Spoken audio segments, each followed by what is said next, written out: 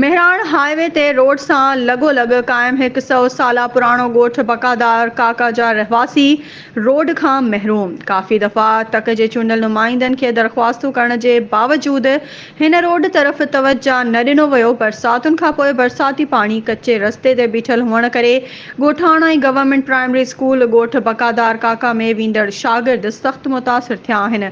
शागिर्द रस्तो न हुअण करे स्कूल न पिया वञी सघनि, जॾहिं त कच्चे रस्ते ते पाणी बीठल हुअण करे ॻोठ जो न्यू सैदाबाद शहर सां राब्तो कटियल हुजण करे ॻोठाणा सख़्त परेशानी वारी ज़िंदगी गुज़ारे रहिया आहिनि। ॻोठ बकादार काका जे ॻोठाणनि पारां सरवरी जमात जे रूहानी पेशवा PPMN मखदूम जमील ज़मान ऐं सूबाई वज़ीर बहाली मखदूम महबूब ज़मान खां मुतालबो कंदे पुरज़ोर घुर कई आहे त ॻोठ बकादार काका जो पक्को रोड मंज़ूर कराए ॾिनो वञे त जीअं ॻोठाणा हिन आज़ार मां आज़ाद थी सघनि। वधीक ख़बरुनि ऐं अपडेट्स जे लाइ असांजे चैनल खे सब्सक्राइब कयो ऐं हा, बेल आइकन खे प्रेस करणु न विसारिजो त जीअं असांजी हर नई अचण वारी वीडियो तव्हां ताईं पहुची